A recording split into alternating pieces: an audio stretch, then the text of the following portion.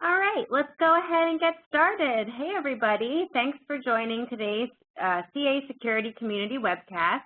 My name is Kristen Malzone. I am the Community Manager of the CA Security Community at communities.ca.com. Today's topic was 10 ways to perform single sign-on monitoring, but we've given you guys a bonus way to perform monitoring. So today we're going to be covering 11 ways to perform CA single sign-on monitoring, so it's your lucky day. Today we have Steve Lavoie from CA Support presenting, as well as Aaron Berman from Pre-Sales, both single sign-on experts, and they have a lot to share with you today. If you have any questions at all during the presentation, feel free to enter your question in the chat or the Q&A windows, and we'll get to it when we get a chance. We'll also have some time reserved at the end of the call today for live Q&A. And you'll be able to also unmute your line if you'd like to ask a question over the phone. So let's kick things off. Aaron's going to be the first to present today. So, hey, Aaron, thanks for joining us today. Thank you, Kristen, and hello, everyone. Basically what we'll do is we're going to walk through here and talk a little bit about what we're going to do and why we're monitoring. I think most people understand why to monitor, but we'll talk about it briefly. And then we've really broken up our monitoring techniques into really three main buckets: architectural, command line, and then tools for collecting monitor data as well. Lastly, like Kristen already mentioned, there'll be some questions. Kristen, I actually already see one question that's already appearing in the panel there that I'm sure you're already working on. Yep, I'll work on it right now. Okay, so I think we all know, and since we're running CA Single Sign-On, formerly known as SiteMinder, it's a very mission-critical system. I mean, people put not only their highest, most high-volume business applications for consumers, as well as for employees behind SiteMinder. And in many cases, SiteMinder deployments will go between, 20, 50, 100, 500, 1,000 or more different applications across an enterprise. As a result, if single sign-on stops or for some reason, all the applications stop as well. By default, it's a closed system when we fail. And as a result, people want to know when a problem occurs, and they want to even know when a problem looks like it's going to occur before it's actually occurring, so it can be remedied before you actually have an outage in an environment. Let me see here if I turn. Okay. And the truth is, when something happens, it becomes very important to identify things quickly.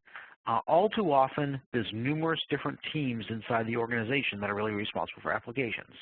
You've got the actual application teams themselves. You've got the directory teams. You might have a single sign-on team. There's probably a networking team. And as a result, what ends up happening, should a problem occur, we all tend to play the organizational blame game. It's not me. It's not me.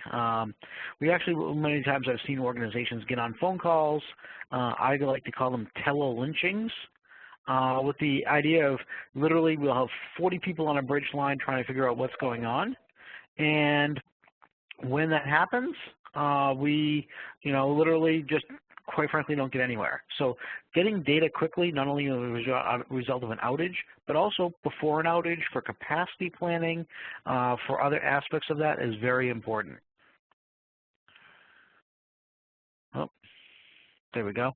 And monitoring can be multiple different things. And when you talk about what monitoring means, most often than not, they've got a different definition of what you're thinking. It can be up and down, is this policy server up and down, is this connect directory up and down, so on and so forth. It can be user health. What is the total throughput? What is latency of the individual requests? Why is it suddenly taking me 38 milliseconds to authenticate a user instead of 30 milliseconds, which is our typical norm? And how do I actually handle that? Why is the backlog of events going from web agents to policy servers higher than it is on a normal day?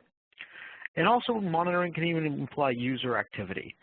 We did 574,000 authentications yesterday. And how do we scale and how do we plan for some of that? As a result of all these different definitions, there's no one magic bullet. I know we'd all like one, but there just realistically isn't one, depending on what you're sort of trying to gain and trying to look for the system.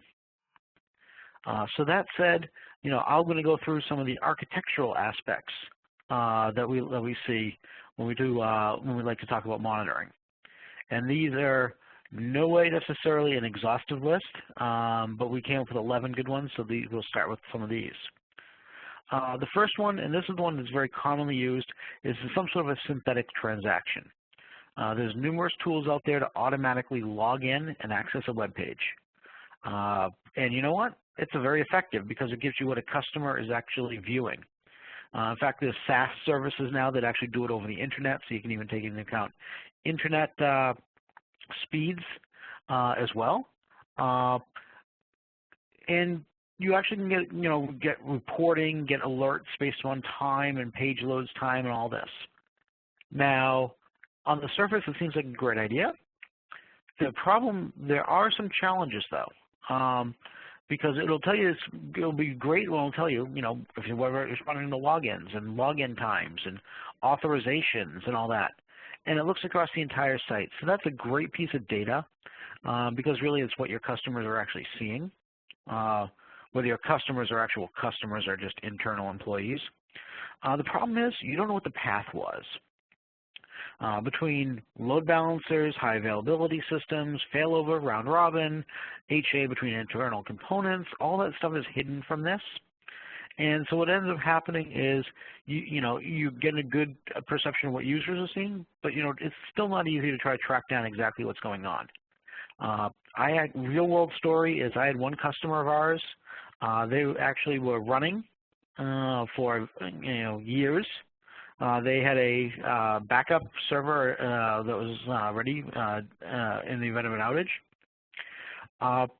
They had an outage. They didn't know about it.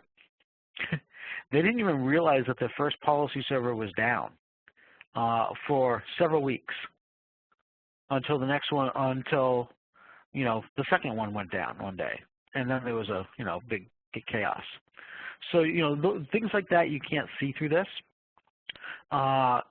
There is, and also it does create extra load. I was in another account and we found that 30% of their load on their entire infrastructure was through monitors like this. So you can actually create a lot of extra load on your system, and you have to scale for that extra load as well. So just by the act of monitoring, you're creating more load in the system. One thing that I like to do in some cases is rather than just go to the main website, let's say, I don't know, ca.com, what I'll do is if I just want to get an idea of if individual policy servers are working, I can put a single web server just with a single web agent just on that policy server itself. Have it communicate only to that particular policy server that it's on, and point my monitor there. And what that will actually give me an idea is if I can log into that website, I know that that policy server is actually responding in that time. So it gives me a little bit more granularity as opposed to, if I've got 4 or 5 different policy servers scattered around in 2 different data centers, not knowing which one is available. Like I said earlier, there's numerous different tools that go out here. Sometimes people even use them. They're load test tools, and I'm sure most organizations already have this sort of thing built in, but it's not always made its way to the SiteMinder team. Number 2, and this is one of my personal favorites that not a lot of people know about, is using the ServerErrorFile ACO setting. Basically, in the long list of agent configuration object settings, the ServerErrorFile has been there for some time. But basically, what it allows you to do is, should the web agent receive an error, any of the 20-003s or 10-013s or all of those standard 500 web agent codes, it will give you an option. You can either just display an HTML page, which is useful but not terribly, or you can redirect the user to another website. Presumably that other website would not have a SiteMinder agent built onto it. It would just be just a vanilla IIS server or a vanilla Apache server or whatever. And that website can actually display in a friendly message, but it can also record where the error came from as a way to help give you some data around what's going on. In some cases, I've seen organizations actually, have the web server. The only thing this web server gets hit with is when a web agent has an error. So basically, the web server log is a log that will tell me, who the referrer is, and that tells me which web application is hitting. And in the query string of the request is the actual error code, the 10-003 or 20-013 or whatever the particular error code is that web agents do for their 500 error messages. And you can collect that data and then do something with it.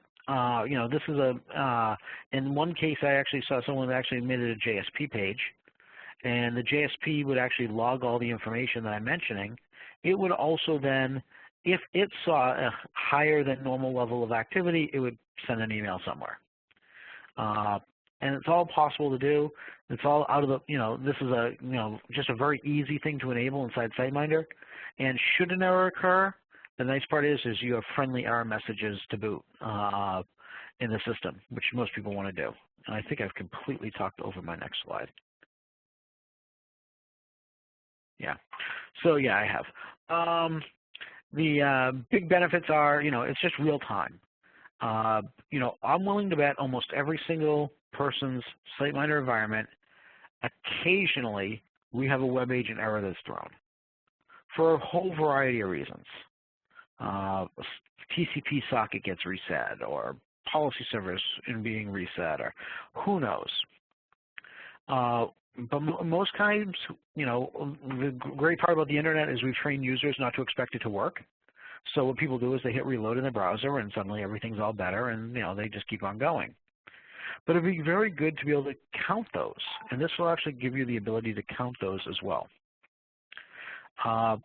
It does require some scripting and when you're building the environment up.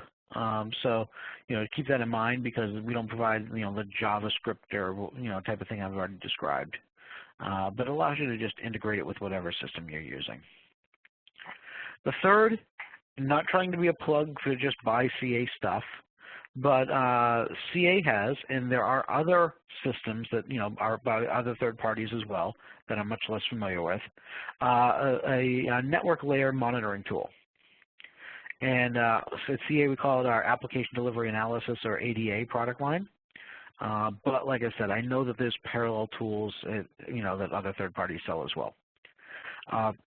The idea is it plugs into the network switches and looks at just TCP packets that are going back and forth. And you can examine communications to and from a device very easily just by monitoring the TCP traffic. If I see a message from a policy server that's sent to a directory server, and the directory server never replies back with a response to that packet, then there's generally a problem. It will also can even tell you the latency of all those communication between components. So now we're starting to decouple the mystery of agents call the policy server, how long did the policy server take to respond. We're also decoupling the mystery between what other systems is the policy server calling, whether it be a directory, a database, multiple directories or databases, etc. And you can very quickly use a tool like that to identify which component's having trouble and where it is. And you can even use them to identify if it's the network or the application.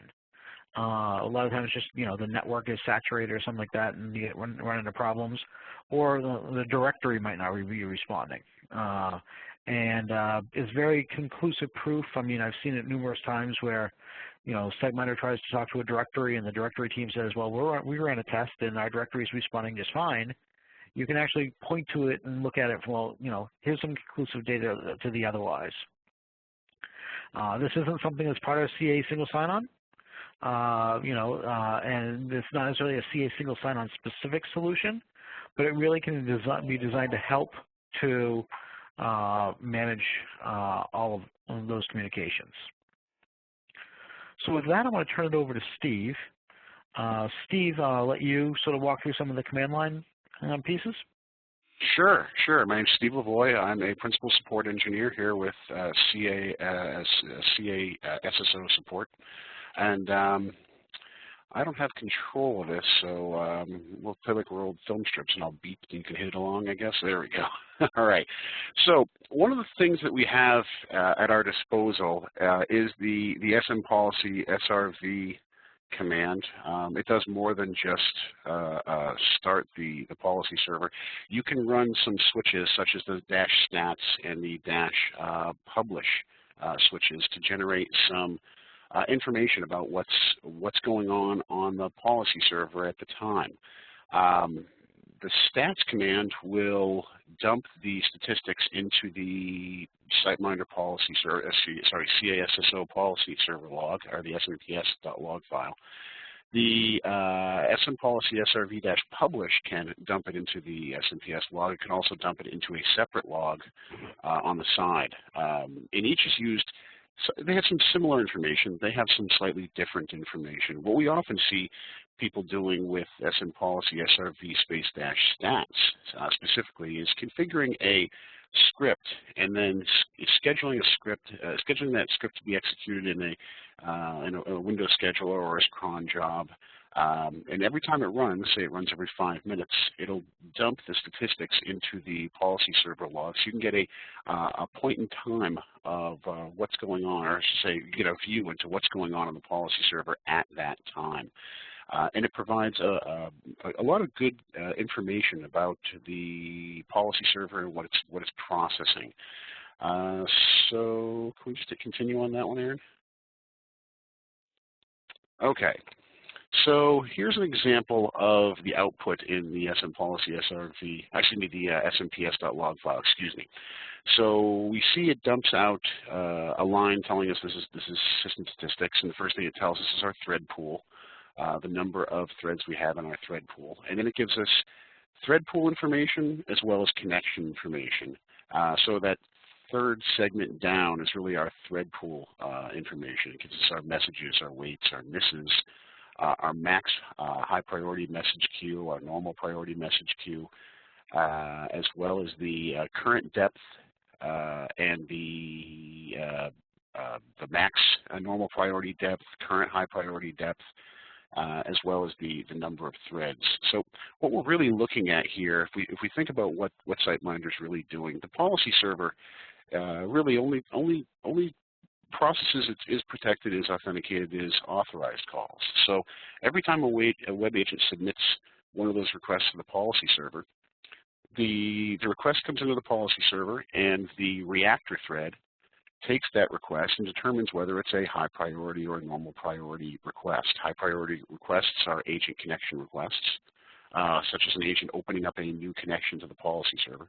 Normal priority requests are is protected, is authenticated, is authorized. And there's two separate queues for those requests. The agent connection requests are treated with higher priority. So the agent connection requests are put into the high priority queue, whereas the is protected, is authenticated, is authorized requests are put into the normal priority queue. And then we have a set of threads which will wake up, pull the request from the queue, and then process that request. So what we're really seeing here is messages is essentially the total number of requests that came into the server. The waits is the total number of times that the thread woke up, went to the queue, and had to wait before a message was delivered to the queue. The thread will wake up and it'll go to the queue, it'll wait for a short period of time, and then it'll go back to sleep again. And a miss is a thread woke up, went to the queue, waited, the queue was empty, and it went back to sleep again. So then we start looking at, well, the max high priority messages. The max priority queue got. How many requests were cached in the high priority queue at any given time. Max normal priority, the highest the queue got for normal priority requests. Current depth, total number of requests. Normal priority depth is the current number of requests waiting to be processed by a thread, or the current high depth, the current number of high priority requests waiting to be processed. And then we can see the current number of threads and max number of threads. So with this information, we can get a pretty good idea of how well the policy server is tuned and how well it's behaving. If I'm seeing slowness, I want to look to see where my slowness is. This is one of the first places I'd look. I look to see whether or not I have a high number of misses. That might be indicative of too many threads. If I have a very, very high normal priority depth, I might have insufficient threads. Or there might be some other problem downstream, such as network latency between the policy server and the policy store or the user store, latency on the LDAP or ODBC stores in the back end that are delaying responses, anything that would cause the requests to queue up. Ideally, we want to see very low numbers in these queues. And whether or not our threads are busy. Are our threads constantly busy, or are our threads sitting around doing nothing? So this gives us a better idea of what's going on in the environment. And then the last section, connections, is really the number of agent connections currently active with the policy server, or open, I should say, because of course the web agent is going to request a connection to the policy server. The policy server, if it has an available connection in the connection pool, will allow that connection to be opened, and then the web agent will continue using that connection. So if I'm seeing, for example, my current connections and my limit connections equaling one another, that means there's no connections available on that policy server to accept new connection requests from agents. Maybe I need more connections, maybe I need more policy servers, or maybe there's something else going on here, stale connections, orphan connections, what have you. Maybe I have some other problem that's orphaning connections and this connection management issue. This will give us some insight into how to proceed with our troubleshooting or analysis. Let's go ahead and hit continue. There we go. So what does it tell you? Well, it tells you the internals, the threads, the queues, the information that's basically what's the policy server doing. Is it doing nothing? Is it being swamped with requests? And where in statistics where am I seeing problems? So that will give me an indication of where in the flow I need to start looking at further. Do I need to look at whether there's enough threads, or do I need to look at whether or not I have latency in the back end, or do I need to add more servers, or what have you? And the same thing with publish. Publish is also a fairly slick tool. It includes a lot of the same information we've seen in statistics, but it also includes some additional information, just environmental information. I like to use publish from a troubleshooting perspective because it gives me a bigger picture about the policy server. We're going to keep in mind that a lot of these statistics are point in time. So they may only give us one aspect of what's going on. As we said, we can script some of these tools to dump automatically, and it does. It's one tool in many to both see what's going on in our environment and to troubleshoot if we're having problems. Can we go ahead and hit next? There we go. So here's an example of the output we're getting from publish. So we have some major categories: server, reports, audit log store. Audit log store is really a little bit misleading. It's not truly related to auditing in the way we would know it. It's really more related to log rotation within the policy server. We do have store data information: policy store, key store, token store, agent connection manager information, such as the connection information regarding the agents to the policy server, user directories, event handlers. Store data, by the way, I didn't include audit store, but the actual audit database is included under store data. So that's the user auditing of transactions as opposed to log rotation, which is really what the audit log store is dealing with. That's really dealing with the log rotation of the SM access, SMPS log, and the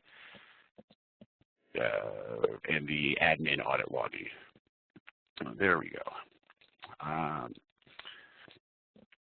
So we can take some additional command line tools, such as we can use grep and other tools to take a look at our policy server logs, take a look at our trace logs. The policy server trace logs will allow us to trace individual transactions.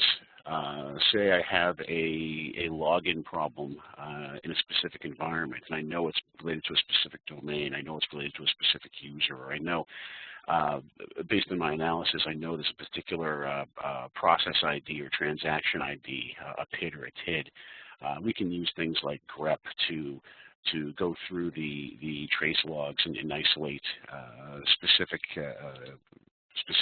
conditions, errors, transactions, or users, domains, whatever we need to get a bigger picture of what's going on. We can also use the same thing to look at things like timeouts and errors and what have you. So there we go.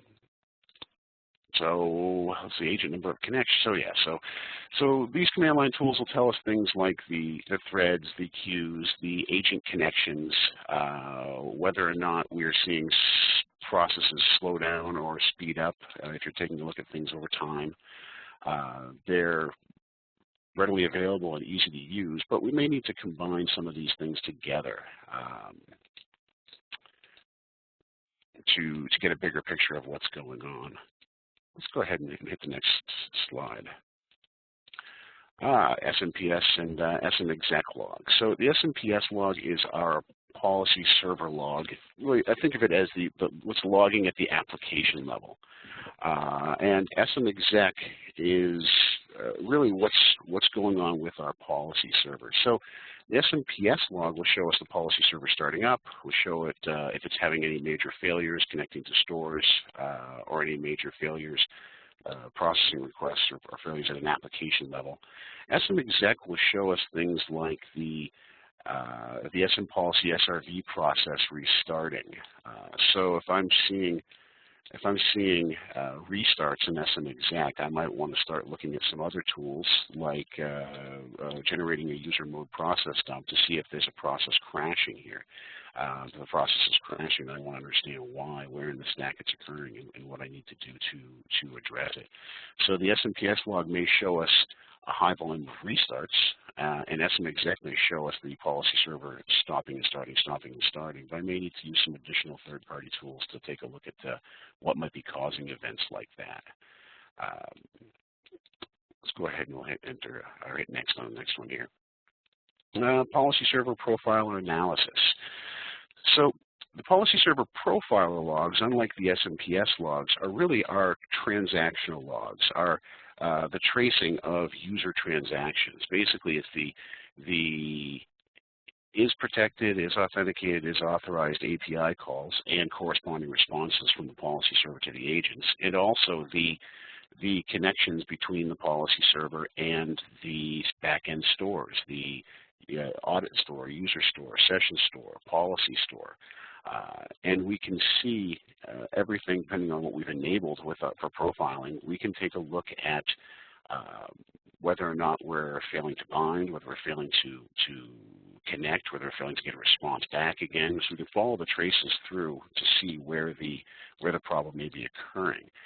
Now these can be fairly large logs, and they will allow us to add and remove components and data elements to streamline what we're actually logging. For example, if I know that I'm having if I believe I'm having a problem looking up, doing either user lookups to an LDAP store, I'm not going to enable the ODBC elements because I don't care about the ODBC. I may not care about Federation transactions. This is related to Federation. So I can add and remove whatever components within the profiler that I need to reduce the amount of information in the trace logs to isolate what I want to see.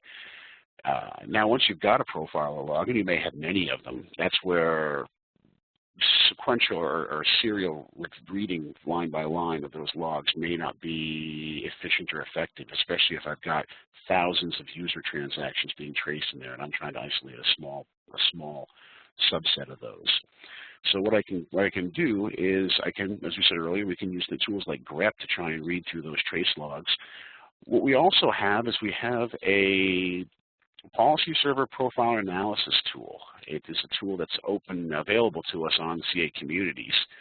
So Profiler generates a series of policy server trace logs, but the policy server profiler analysis I can use to if I download it from communities, I can run my PolicyServer trace logs in it, and it'll generate a beautiful PDF report that'll give me a series of, it'll break down all my transactions by categories, including useful graphs and tables, so I can see, I can get a better idea of where my transactions are actually having problems. I'll see large patterns, such as if I'm having a large amount of queuing, and I'm having a dequeuing issue on my normal priority queues, for example, that'll show it there. If I'm having slow LDAP response times, it'll show it there. It'll even go ahead and isolate individual slow transactions. Show me those individual slow transactions so I can get a better picture. Is this an LDAP problem? Is it an ODBC problem? Is this a problem processing agent requests, high priority or normal priority? That may not be, and I'll be honest, that won't be that obvious if anybody's looked at profile or trace logs themselves. That won't be that obvious. But what the PolicyServer profile analysis tool will allow us to do is to parse through one or many logs and then dump out all this information. So on the left here, we see that the main report categories: process request, auth request, authentication request is what the auth is, or authorization request is what the AZ request is. High priority connection requests, those would be those agent connections. LDAP requests, LDAP wait, LDAP request plus wait. SQL requests, normal queue wait times. So we get a really good idea of each component in the process as it goes to the policy server and where we might have problems. And then we have some subcategories. It'll show us the graphs, tables, concurrent processes, start and ends, what have you. And you'll actually see a majority of these subcategories in the right-hand column for each of the major categories in the left-hand column. I've seen some of these PDFs be 100 pages long. Maybe it's relevant, maybe it's not. I'll decide that when I dig through it. But it's a great tool to add to our quiver to troubleshoot. Now, I know this is a monitoring discussion, and monitoring and troubleshooting do tend to go hand in hand with one another. We can use that profiler analysis tool against existing logs just to get a baseline, just to get a feel for whether or not things are moving well or not.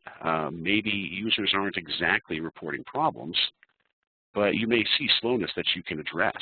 And the profile analysis tool isn't just for failures, isn't just for troubleshooting. It can be used to if you generate reports periodically, you can take a look at average response times, average number of transactions, and what have you, say this week to last week, or this week to next week, and see trends over time.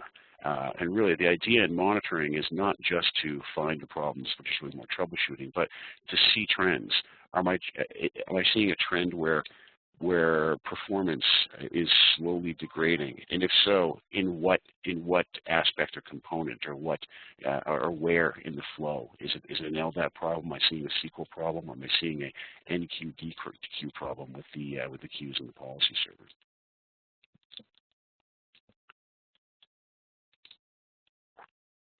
Okay, so single sign-on monitoring data.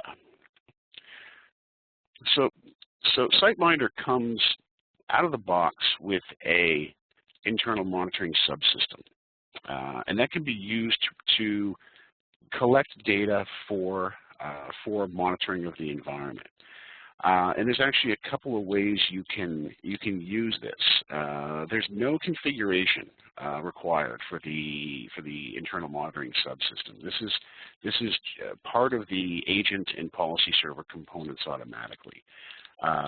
Now, what you can do is, one of the things we can do is use, what's the next slide on here, Aaron? That's what I thought it was. Good. I didn't want to start talking about OneView Monitor if the slide wasn't OneView Monitor. But really, the component that we deliver with SiteMinder, or excuse me, CASSO, I keep forgetting the name change. I apologize.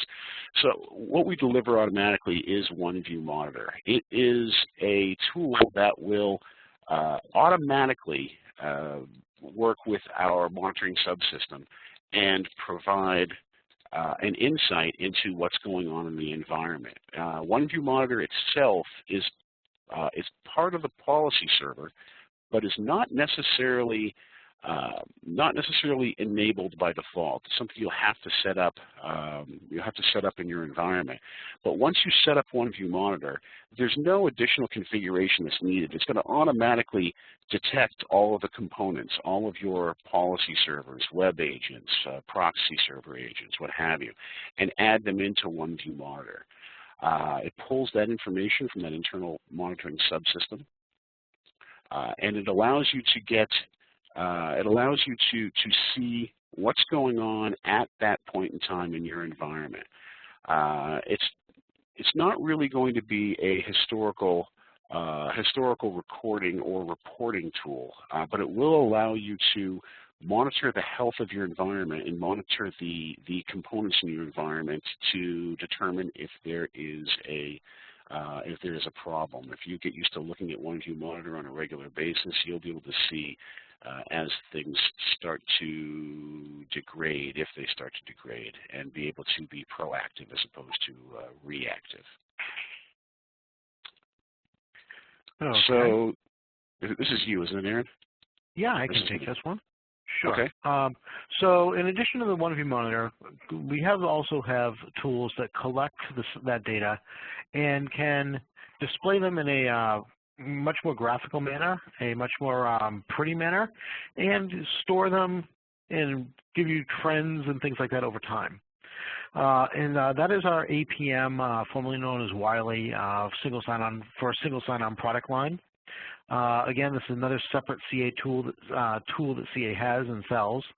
But basically, it's designed to collect those policy server and agent data that are collected to that monitoring system. And instead of viewing it through OneView, basically, you can collect it and sending it to the APM user interface. It also has specific plugins that are designed specifically for web agents as well to collect a little bit more data around web agents themselves. It provides some nice graphs, some nice charts, historical comparisons about all of these metrics. You can track them over time. You can do some alerting as well. You know, as a drawbacks though, it is not included in the core license like OneView Monitor is. You know, it's a whole separate product line all to itself. And it really just looks really at that monitoring data.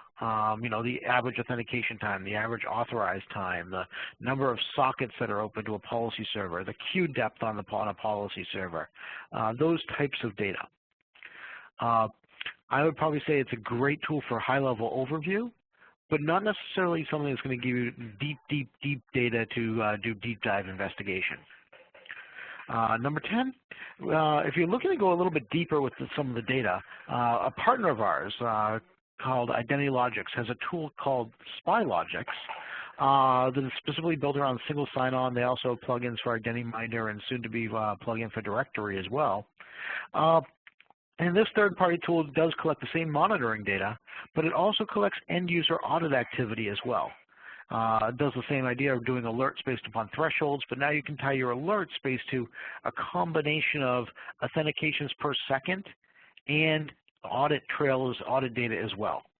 And you can actually drill into it a little bit deeper and actually manage to go into the UI and really sift through and pivot through gigabytes of logs to find transactional data in a much more organized way. It also allows you to very quickly go and say, show me all the authentications that occurred on this particular web server in this particular time range. And you can see the users that actually were authenticating there, as opposed to users that were authenticating everywhere else. You know, it's, I already mentioned, you know, it's integrated with not just with SiteMinder, but with IdentityMinder and soon to be CA Directory as well. And they also have integrations with other components from other vendors as well. Like I said, it's a whole separate company called IdentityLogix. It is a third-party product. It's not included with the single sign-on license. But if you're looking for a tool to help parse through the monitoring data as well as large amounts of audit data, it's a very useful tool. I also understand that they're adding some business graphical charts and graphs as well, more for the business side of the house than just for the technical engineers. And lastly, Steve, is SNMP. Here's our bonus number 11. There we go. So we talked a little bit about one view monitor earlier, and really the idea here was not everybody has an SNMP monitoring solution in place.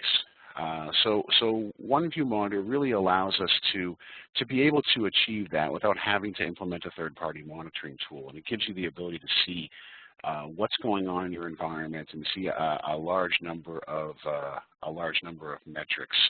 So in Wily we can look at it's not Wily, excuse me, on one view monitor we can look at policy server data like agent table, auth accept count, auth reject count, AZ accept count, AZ reject count, cache usage.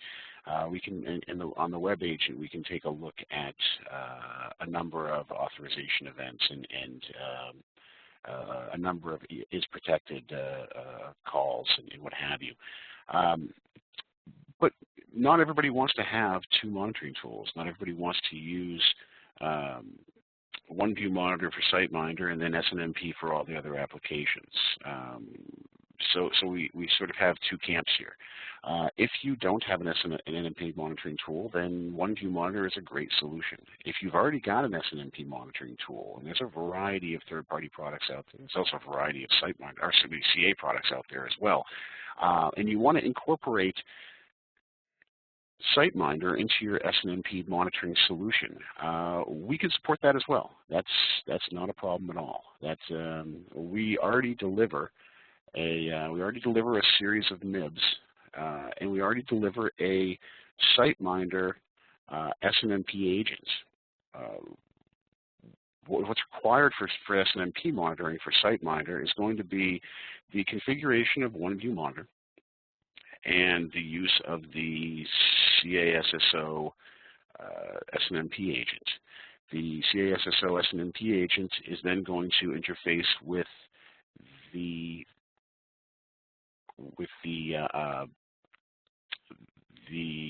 SNMP, I'm just drawing a blank here. The SNMP master agent. Sorry about that. So we don't provide an SNMP master agent. Typically, that comes with the OS. So our SNMP agent will work with the SNMP master agent, and SNMP master agent goes and connects with the SNMP management application, whichever flavor you chose. Now we're going to go ahead and we've already delivered a series of MIBs, or management information base objects, to allow you to easily incorporate SiteMinder into your existing SNMP solution, and that is for both the policy server and the web agent. Really, the basic components that would be required for that is going to be the CASSO SNMP MIB, basically the database of SiteMinder objects, the CASSO SNMP subagent, which responds to requests and passes them on to the SNMP master agent, and then the SNMP master agent, which is typically delivered with your OS, and of course the SNMP application, the tool that you're going to be using to monitor SiteMinder. And that is, Kristen, I guess this is for you. Yeah, so that's the 11 ways to do monitoring in SSO. Thank you, Steve and Aaron. If you guys have any questions, I see a few questions have been coming in the Q&A window. We've been doing our best to answer those along with Chala from support. So if you have any questions right now, you can ask them in the Q&A window or the chat window. You can press #6 or *6 to unmute your line, or you can press the phone icon in WebEx and to raise your hand to ask a question. Or if you think of a question now or after the webcast that you'd like to ask, please ask it in the CA security community at ca.com/talksecurity. You can start a thread around one of these topics that we discussed today, and we'd be happy to answer it there as well. You guys want me to read the questions out loud in the Q&A window as they come in right now? Are there new ones coming in here? There's one I'll new say, one. yeah. Will the Wily help at all monitoring requirements, or we still need other techniques? To be perfectly honest, Wily is a great way of trying to collect some of the data. It depends on what goes back to that original slide I had. Is the monitoring can mean a lot of different things. It helps collect, SiteMinder system state, things like the queue depth, things like cache hit rates, average authorization, average authentication, and collect and, allow you to draw graphs on that data and chart it over time and do alerts. But typically, that's not the end-all, be-all single solution in the environment. You're going to use multiple different techniques to get the different data that you want at different times. Wily doesn't touch any of the monitoring data. I'm sorry, any of the audit data. It only touches the sort of the system internal data as well. All right, great. I just opened a poll for this webcast, if you can take a minute to answer that. There's another question in the Q&A window from Chris, if you'd like to answer that one, Aaron or Steve. Sure. It says, one of the tips mentioned in having an agent on the policy server. However, when we were working with CA consultant support, this was not a supported configuration. To my knowledge, and Chala and Steve, you're more than welcome to dive in on that as well, but there's nothing in our documentation that says that we do not support a SiteMinder web agent running on a web server that happens to be on the policy server as well. Steve, Chala. I've never heard that nor seen that in writing. For space purposes, in support, in sustaining engineering, and in development, we will often put the web agent on the same host as the policy server itself, just because we couldn't possibly scale out that many environments. I've never seen that as being a problem. I know of no. I think that may have been a piece of misinformation. I know that, for example, the report server component is not supported on a host with any other CASSO component. Now, I don't know if somewhere along the line that may have got confused. I couldn't say, but that I can tell you that I've never seen anything that states that we don't support the agent on the policy server together. Yeah. Yeah, and keep in mind when I suggested that, it was a agent on the policy server, really that's just being used so either administrators can purposely just go straight to that web agent, or a synthetic or something driving synthetic transactions can go against that, and having that web agent just go to a single policy server. So it's not really what I was suggesting really wasn't a production runtime real website anyway. It was more just another way of just doing some configuration work so that you could try to help evaluate which components are up and running and which components are not and what their responses are.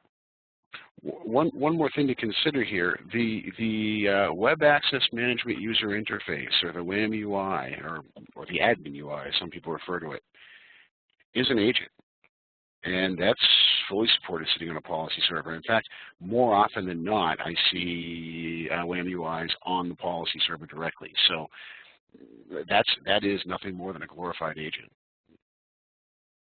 Great.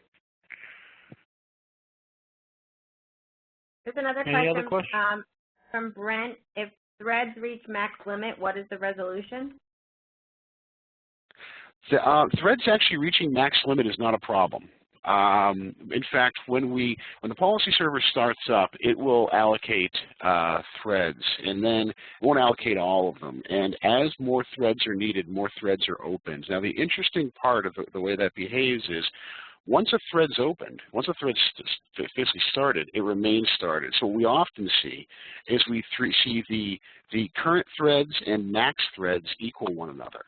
And that's perfectly fine. In fact, that's very, very, very common. What we're more concerned about is if your current threads equals max threads, we know it's never going to go down. However, do we also see current norm depth very, very high? So it's a combination of metrics here that we're really looking at. Being at max threads itself isn't indicative of a problem. Being at max threads with all threads busy and a very high number of calls basically sitting in the in the normal priority queue. I say normal priority queue because you very rarely see it in the high priority queue because there's just agents asking for connections is not nearly as high as users trying to access resources. So you just don't normally see the high priority queue getting very deep at all anyway, just the nature of the way the product works. But if I'm seeing my threads equal to, maxed out with a high number of transactions, it may be indicative that I don't have enough threads. Now, whether I need to add more threads, add another policy server, or if there's a problem on the back end, such as slowness with my directory server or ODBC server or something along those lines, we use this to build a bigger picture and narrow down the scope of where the problem is actually occurring. And by the way, someone else had a question about the busy threads. They said that they don't see it in 12.5.1. I have it in 12.5.2 SP1. I'm not sure if that was introduced in 12.5.2 General, 12.5.2 SP1. I could take a look to get in there, but I know that it's in 12.5.2 SP1 at the very least. But I'm not exactly sure when that got introduced. But it was after 12.5.1. It was after 12.5.1 anyway, so sometime between 12.5.1 and 12.5.2. I suspect it's 12.5.2.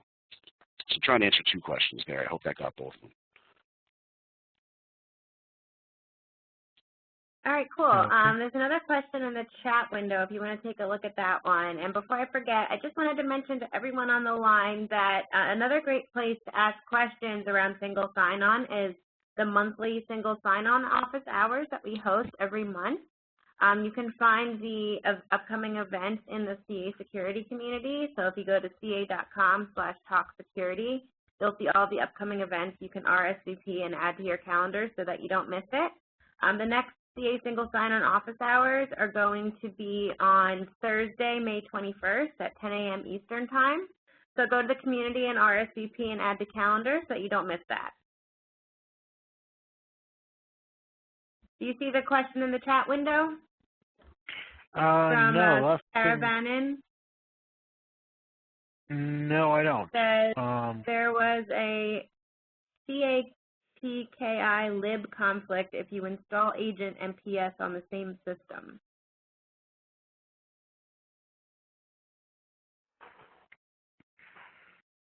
There may have been one time, not that I'm aware of now. Charles, I'm not sure if you're aware of that, or Steve. No, I'm not, but what did you recall what version that was, Saravanan?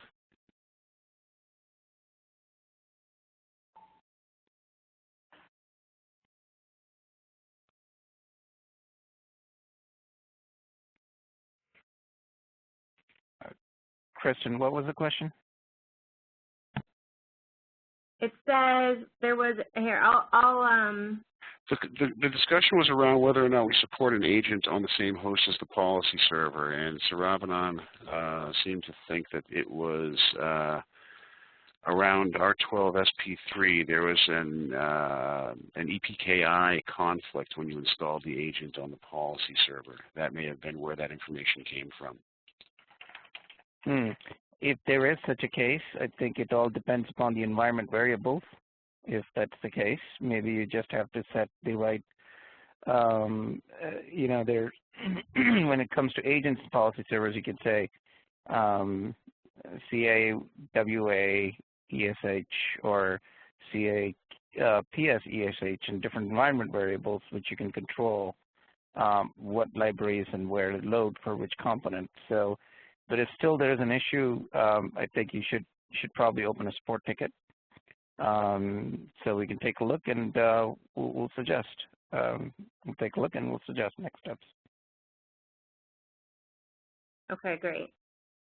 Does anyone else have any other questions? If so, you can ask in the Q&A window or press #6 or *6 to unmute your line.